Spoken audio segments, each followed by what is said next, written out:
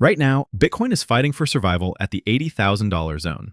Over the last 365 days, the S&P 500 is up massive numbers. Stocks are rallying. And gold? Gold just added $8 trillion to its market cap in a single month. If you are looking at your portfolio today, it feels like the sky is falling. The narrative seems completely broken. The digital gold thesis appears dead on arrival. But what if I told you that this exact divergence, this massive, painful gap between gold's parabolic run and Bitcoin's stagnation, is actually the most bullish signal we have seen in 4 years? I found a single chart hidden in the noise that suggests we are not witnessing a crash. We are witnessing a historic rotation. While retail investors are panic selling into this dip, the smart money is quietly preparing for the trade of the decade. They are looking at data points most people ignore, like the Ethereum validator queue and the M2 money supply ratios. Today, I'm going to show you exactly where to position yourself before the crowd catches on. We are going to connect the dots between the Senate, the gold vaults, and the charts. Let's look at the reality on the ground. Bitcoin is hovering weekly between $80,000 and $85,000. The sentiment isn't just bad, it's horrific. We are seeing what we call a pain trade. Traditional finance is throwing a party. Tech stocks are ripping.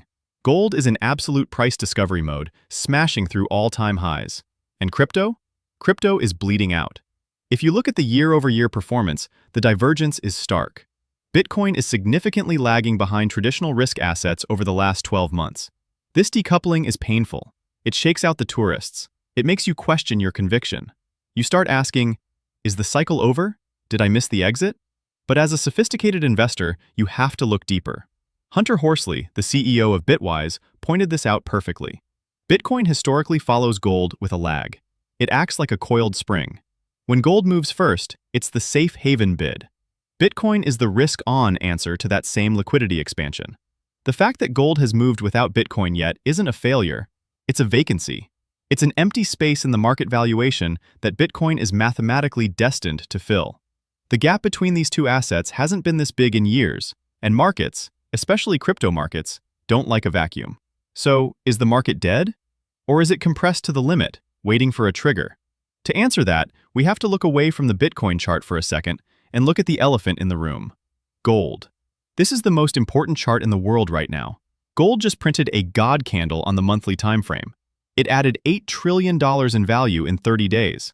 Think about that number. The entire crypto market, Bitcoin, Ethereum, Solana, everything combined, is a tiny fraction of what gold just added in a month. This is a classic blow-off-top signature.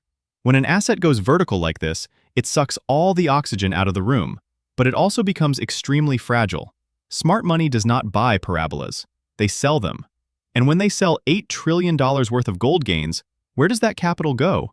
It looks for the next undervalued hard asset. Now look at this. This is the smoking gun.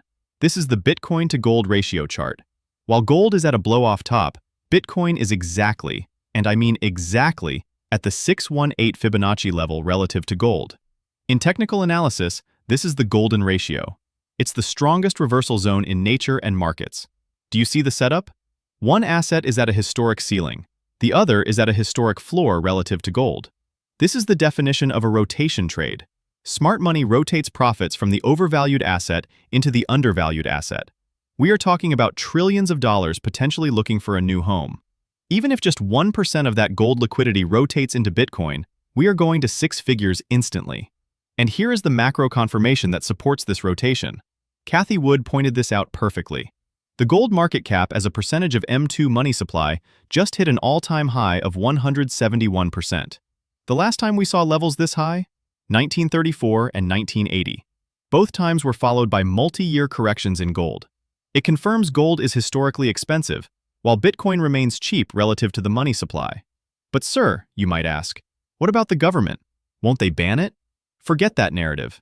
It's outdated. Brian Armstrong just confirmed that the Senate committee passed the Clarity Act. This is the market structure legislation we have been waiting for a decade. The regulatory existential risk is gone. The runway is clear. The institutions have the green light to make this rotation trade without looking over their shoulders. Now, let's zoom into the Bitcoin weekly chart to see when to take this trade. We need to be precise because the price action is scary. We are currently testing the bottom of a massive ascending channel that dates back to late 2024. We are fighting for our lives here. This channel support has held for over a year. If it breaks, the trend changes. I want to be objective. I'm not here to pump you full of hopium. The structure right now is technically bearish. As Benjamin Cowan pointed out, we printed a lower high below $100,000. Even worse, we are trading below the bull market support band.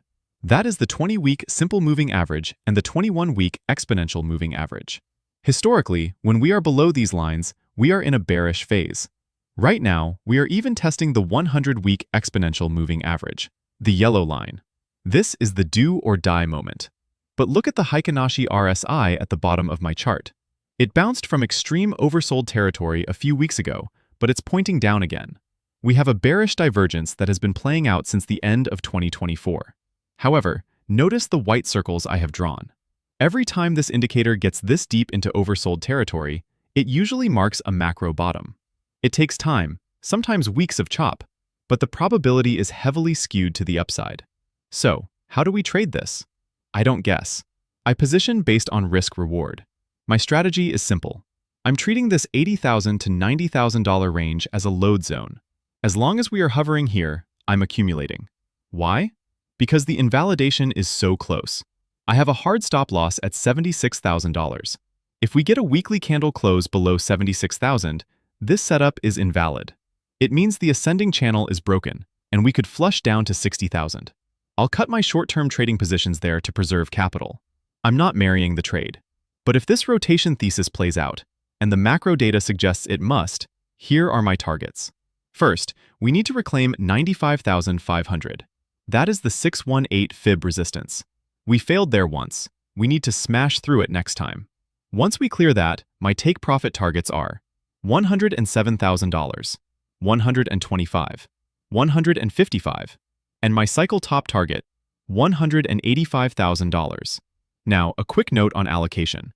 I'm currently allocated 40% in Ethereum, 30% in Bitcoin, 10% in Solana, and 20% among the other altcoins I cover here.